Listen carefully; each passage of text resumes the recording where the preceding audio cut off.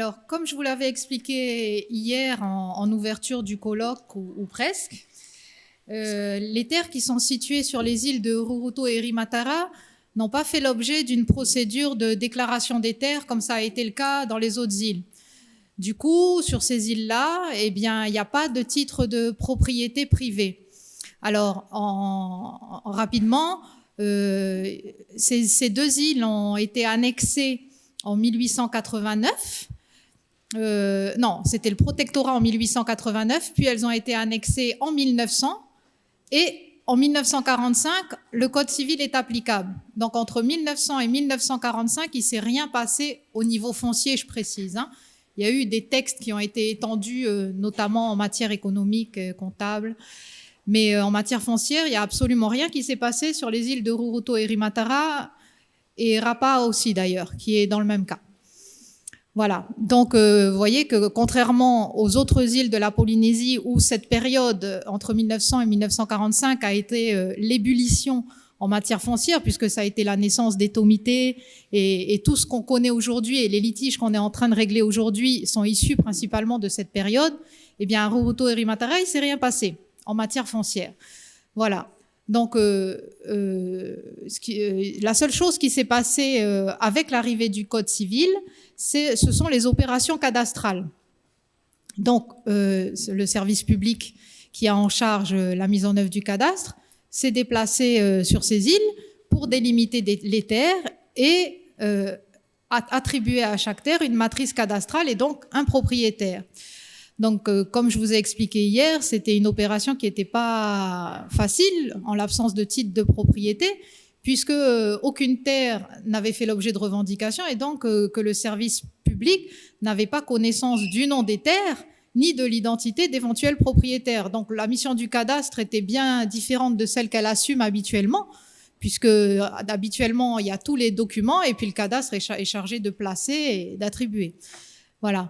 Donc, le cadastre de Rurutu et Rimatara s'est fait principalement avec les habitants de ces îles et sur la base de ce qu'ils ont dit aux géomètres qui étaient diligentés sur place. Voilà, donc le nom des terres, tout ça, ce sont les habitants enfin ceux qui étaient sur place qui l'ont dit. Et donc, à l'occasion des opérations cadastrales, les personnes qui se sont déplacées pour faire ce travail, eh bien, ont pris la peine de noter les personnes qu'ils ont rencontrées, les occupants, les riverains, et donc les procès-verbaux de bornage, on appelle ça comme ça, ce sont les documents qui ont été dressés lors de ces opérations. Donc les procès-verbaux de bornage relatifs aux terres de ces îles sont très riches en informations. Souvent sur les autres îles de la Polynésie, on a moins d'informations, même si on en a beaucoup, notamment au Tuamotu. Les îles de Rurutu et Rimatara, vraiment, on a plein d'informations, des fois même des références d'actes, même si elles ne sont pas toujours exactes. Il y a une vente qui est mentionnée ou un testament. Enfin, on a des références, on a des informations. Voilà. Donc ça s'est passé dans les années 40, 50 sur les îles de Rurutu et Rimatara. Donc ça, c'est les opérations de confection cadastrale. Donc ça a donné lieu à l'établissement de procès-verbaux de bornage, qui sont des documents écrits, et à l'établissement de plans parcellaires. C'est ce qui va avec le procès-verbal, donc c'est un plan qui va avec et qui porte le même numéro. Donc voilà ce qui s'est passé, et le cadastre a été réalisé entièrement, donc les deux îles ont été entièrement couvertes par le cadastre dès 1942 et 53 pour Rurutu. Voilà. Donc après ça, eh bien évidemment, il y a eu des contentieux puisqu'il n'y avait pas de titre de propriété. Et donc, les tribunaux ont été saisis massivement, surtout Rurutu, parce que Rimatara est une île où on n'a pas trop de procédures. Rurutu, par contre, est très procédurière. Et on a eu beaucoup de procédures en usucapion, puisque c'était la seule voie qui pouvait emprunter. Donc, beaucoup de contentieux, beaucoup de terres gagnées aussi, puisque ils pouvaient légitimement prétendre à l'usucapion, parce que voilà. Et donc, il est rapidement apparu qu'il y avait un problème sur ces îles-là et qu'il fallait faire quelque chose et que la Polynésie était en mesure, grâce à son statut d'autonomie, de faire quelque chose. Donc, la direction des affaires foncières a proposé au ministre en charge du domaine d'élaborer une loi de pays, ce que le vice-président a tout de suite accepté. Et donc, dès 2017, on a commencé à travailler sur une loi de pays pour éviter que cette rupture d'égalité, en fait, entre les citoyens ne perdure. Donc, ça a été un travail intense, pas tellement pour imaginer le dispositif de la loi, puisque c'est relativement simple, en fait, c'est pas bien compliqué, mais surtout pour déterminer sur quelle parcelle allait porter le titrement. Parce qu'on pouvait pas dire toute l'île de Rurutu, toute l'île de Rimatara, puisque le cadastre, à Rurutu, par exemple, il y a 3800 et quelques parcelles. Sur ces 3800 et quelques parcelles, il y a 66% qui sont domaniales. Donc, et dans ces parcelles domaniales, il y a bien sûr des parcelles, j'allais dire, attitrées, qui doivent revenir à la population, mais il y a aussi des parcelles où il y a l'école, la mairie, des équipements publics. Voilà, donc il fallait vraiment déterminer sur quelle parcelle on allait appliquer la loi. Donc ça a pris un gros travail en amont, pas très intéressant, assez rébarbatif, mais néanmoins nécessaire. Voilà.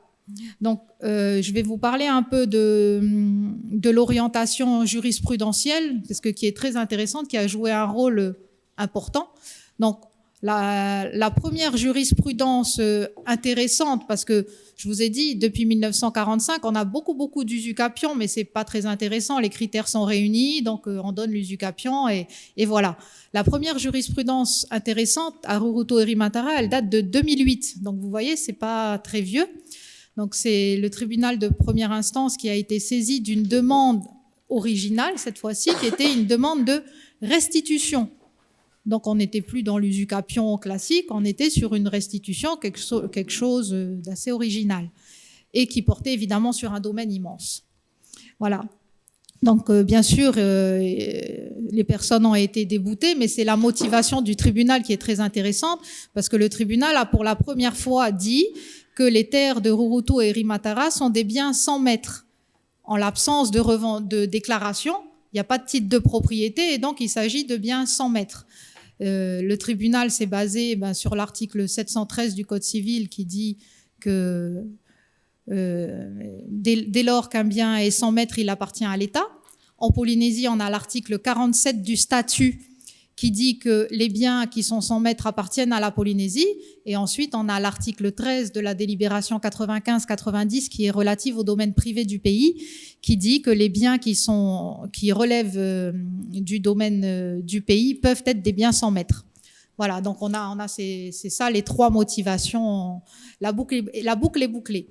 Donc le tribunal a dit ça a été confirmé en appel. Donc c'est la première fois que jurisprudentiellement, les biens de Rurutu et Rimatara étaient qualifiés. C'est la catégorie juridique dans laquelle on les a mis. Voilà. Donc, contrairement aux biens dont je vous parlais hier, pour le royaume Pomaré, par exemple, où il y a eu des procédures de revendication, donc il y a eu des biens avec des thomités, des gens qui ont eu des titres, et là où il n'y avait pas eu de revendication privée, eh bien, ça tombait dans le domaine du pays. Donc là, on est dans une domanialité par défaut du pays.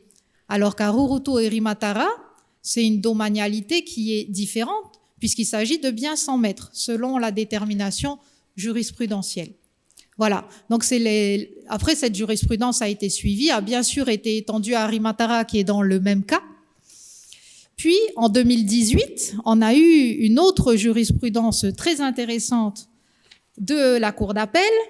Donc, bien sûr, les travaux qui avaient été initiés par le pays pour la rédaction de la loi de pays étaient faits en partenariat avec les magistrats, tout ça. Donc, tout ce milieu savait que c'était en train de bouger et qu'on arrivait à une autre idéologie gracieuse pour Rurutu et Rimatara. Et donc, on voit avec l'arrêt de la Cour d'appel de Papeete de 2018 vraiment une prise de conscience et c'est une fierté presque, parce que voilà, la jurisprudence dit, sur l'île de Rurutu, à défaut de procédure de revendication systématique mise en place par les autorités publiques, les terres n'ayant pu faire l'objet de revendications sont réputées domaniales. Donc jusque-là, c'est comme d'habitude. Cependant, pour respecter l'égalité entre tous les citoyens, les habitants de Rurutu ne peuvent pas se voir privés de leurs éventuels droits de propriété au seul motif qu'aucune procédure de revendication n'a été mise en place sur leur île. C'est pourquoi il y a lieu de considérer que les procès-verbaux de bornage, ce dont je vous parlais il n'y a pas longtemps, s'ils ne constituent pas un titre de propriété, permettent d'établir une présomption de propriété. Voilà. Donc on voit que le procès-verbal de bornage prend une valeur qui est pas celle d'un simple document administratif. Donc la jurisprudence se sert du principe d'égalité entre tous les citoyens et nous permet d'avoir un tremplin pour cette loi de pays qui, évidemment, est basée sur le caractère exceptionnel, sur la particularité de ces deux îles et qui nous permet d'enfreindre l'article 2 de la Constitution, qui est l'égalité entre tous les citoyens. Voilà. Donc, la jurisprudence s'est positionnée et nous, pendant ce temps, à la DAF, on était en train de travailler sur ce projet de loi de pays. Donc, je pensais important de vous parler de la jurisprudence parce que vous voyez bien qu'en fait, tout ce qui tourne autour de Rurutu et Rimatara était en train de bouger. Il y avait vraiment une prise de conscience collective de ce qu'il y avait un problème en matière foncière. Donc, la loi de pays a été votée le 10 décembre 2019 à l'unanimité, c'est assez rare pour le souligner, par l'Assemblée de la Polynésie française. Elle a été promulguée le 29 janvier 2020 et l'arrêté d'application date du 10 juin 2020 et il a été voté par un conseil des ministres décentralisé pour l'occasion à Rurutu. Voilà. Et l'arrêté a été publié le 19 juin suivant. Alors ensuite, je vais vous parler de l'économie du texte. Donc le texte prévoit une procédure volontairement simple, avec le moins de démarches possibles mises à la charge de l'usager. Parce que contrairement au tribunal où ils ont beaucoup de démarches à faire, beaucoup de preuves à rapporter, on voulait que ça soit une procédure simple, néanmoins encadrée, mais relativement simple. Et donc la DAF, qui supporte la charge de la mise en œuvre du texte, a, quant à elle, beaucoup de travail. Voilà. Donc le texte est simple. Il y a la première étape, c'est ce qu'on a appelé une déclaration unilatérale de propriété individuelle. Donc toute personne qui estime avoir des droits doit en faire une déclaration sur un formulaire dédié qui est tenu à la disposition des usagers à la direction des affaires foncières ou sur le site internet de la DAF également. Alors j'ai oublié de vous dire quelque chose de très important, c'est que les droits qui seront détenus par ceux qui s'estiment propriétaires de droits doivent nécessairement venir de la personne qui est mentionnée en qualité d'attributaire dans les fameux procès-verbaux de bornage. Donc dans les procès-verbaux de bornage, comme je vous l'ai dit, les personnes qui étaient en charge de l'établissement du cadastre ont noté les personnes présentes et la personne qui s'estimait à l'époque propriétaire de la terre. Il y a une case qui s'appelle attributaire et donc dans cette case-là, eh bien il y a des noms de personnes qui sont mentionnés. Après, il y a un verso et dans ce verso, eh bien il y a une case où est apposée une signature. Donc parfois c'est l'attributaire qui signe, donc là c'est bien. Parfois c'est une autre personne qui signe et alors là on ne sait pas si c'est pour le compte d'eux ou on ne sait pas trop. Mais bon, la loi de pays a pris le parti de garder la personne mentionnée dans la case attributaire. Donc toutes les personnes qui viennent au droit de l'attributaire peuvent faire une déclaration individuelle de propriété qui porte sur la terre concernée par le procès-verbal de bornage. Voilà, tout ça, c'est recensé dans une annexe. Alors la loi de pays est accompagnée de 2 annexes qui sont assez volumineuses. Une annexe qui porte sur l'île de Rurutu, une annexe qui porte sur l'île de Rimatara. Donc Rurutu, on a mis au titrement à peu près, combien c'est 2700 parcelles? Ça, hein, 2700 parcelles. Et Rimatara en a 843 parcelles attitrées. Cet ensemble de parcelles attitrées représente 18 millions de mètres carrés. Donc c'est un gros morceau. Voilà. Donc, ces annexes, c'est un tableau Excel, hein, où il y a le nom de l'attributaire, le nom de la terre, la section cadastrale, la superficie, voilà. Et donc, en fait, les personnes qui ont des droits, eh bien, ils regardent l'annexe et puis ils regardent la terre, l'attributaire, c'est bien leur ancêtre, voilà. C'est comme ça que ça fonctionne. Donc, en premier, ils doivent faire une déclaration sur un formulaire dédié qu'ils déposent à la direction des affaires foncières avec des pièces qui sont citées dans l'arrêté d'application. Donc des pièces qui sont pas extraordinaires, hein, c'est leurs pièces d'identité, le lien de filiation qu'ils ont avec l'attributaire de filiation ou par testament aussi, hein, ils peuvent démontrer qu'ils viennent de l'attributaire par libéralité. Ensuite, le service en charge des affaires foncières va faire des vérifications primitives qui sont pas très importantes, de voir si ça respecte bien ce que dit le texte, c'est-à-dire une déclaration, une terre. On peut pas déclarer plein de terres en même temps. En fait, on a pris le parti de faire ça parce que même si on sait que des gens ont des droits dans plusieurs terres, on avait peur que s'il y avait un problème sur une des terres, ça bloque pour les autres terres. Donc, on a préféré multiplier les déclarations. Voilà. Et ensuite, si tout va bien, donc le dossier est réceptionné et la direction des affaires foncières va procéder à des vérifications de second rang qui, elles, sont plus importantes et qui concernent l'état d'occupation de la terre et les éventuels actes de mutation immobilière qui seraient intervenus entre le procès-verbal de bornage et aujourd'hui. Parce qu'il y a beaucoup d'actes qui sont notariés et du coup qui ne sont pas occultes, donc on les connaît, mais il y a aussi beaucoup d'actes sous seing privé. Donc on va essayer de faire des recherches et de trouver s'il y a quelques problèmes. Voilà. Et l'état d'occupation de la terre, donc très important.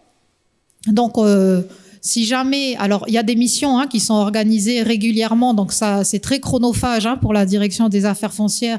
Il y a un ou deux agents qui se déplacent régulièrement, qui restent une semaine là-bas en général, et qui se déplacent sur les terres pour vérifier l'état d'occupation. Alors si la terre est occupée, il y a deux cas de figure.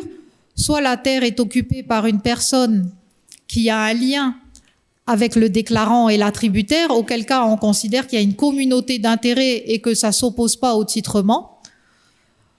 Soit c'est quelqu'un qui n'a rien à voir avec le déclarant, avec le déclarant et l'attributaire, et à ce moment-là, on va rejeter la demande de titrement et on va envoyer au tribunal pour qu'il tranche entre l'occupant et l'attributaire. Voilà.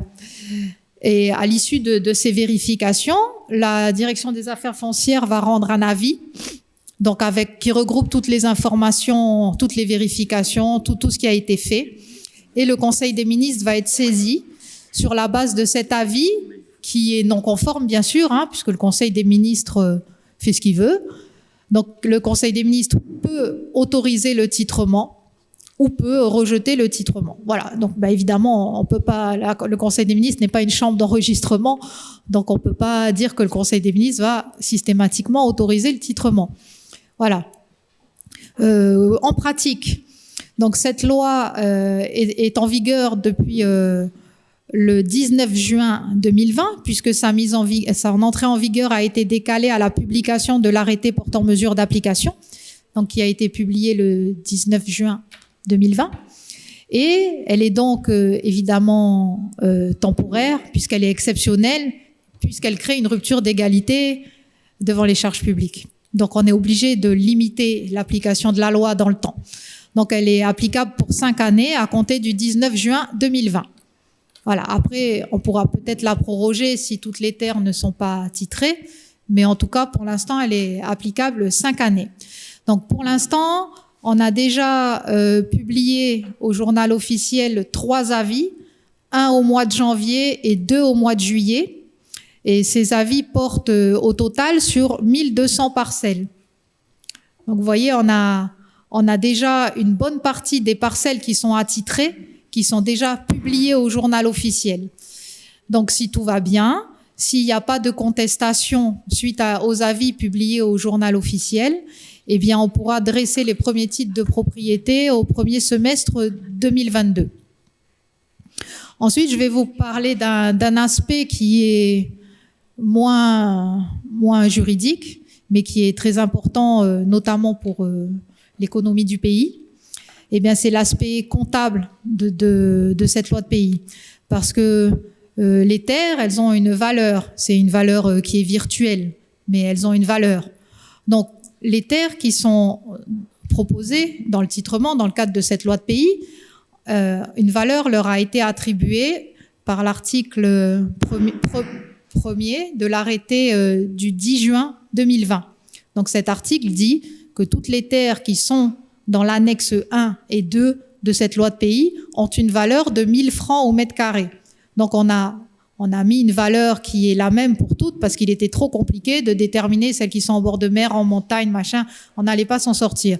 Du coup, on a mis une valeur comptable qui est la même. Ça veut dire que budgétairement, toutes ces terres ont été incorporées dans le patrimoine du pays pour les besoins de leur sortie. C'est paradoxal, mais bon, il a bien fallu les rentrer comptablement pour prévoir leur sortie bientôt. Et donc, comptablement, ces 18 millions de mètres carrés sont rentrés à la valeur de 1000 francs. Donc, sont rentrés 18 milliards de francs CP dans le budget du pays. Donc, vous imaginez que quand ça va sortir, ça va faire un trou. Voilà. Donc, tout ça, c'est pour vous dire que la démarche du pays est vraiment énorme. C'est un geste exceptionnel, aussi bien juridique, parce qu'il s'agit d'une loi qui est complètement exceptionnelle, dérogatoire dans le régime de la République. Donc c'est exceptionnel tant au niveau juridique qu'au niveau comptable. C'est vraiment énorme, c'est du jamais vu. On fait pas des choses comme ça tous les jours. Donc, il faut bien réaliser le geste que le gouvernement a accepté de faire. Je trouve que c'est tout à fait légitime. D'ailleurs, ça fait des années que j'essaye de faire passer cette loi. Donc, mais c'est quand même énorme. Voilà. Donc, je voulais pas trop rentrer dans le détail pour pas vous noyer de détails juridiques. Donc, je sais pas si vous avez des questions sur la loi de pays, l'application. Après, d'accord. Mais c'est promis, on les fera. D'accord. Voilà. Merci beaucoup, Minatea.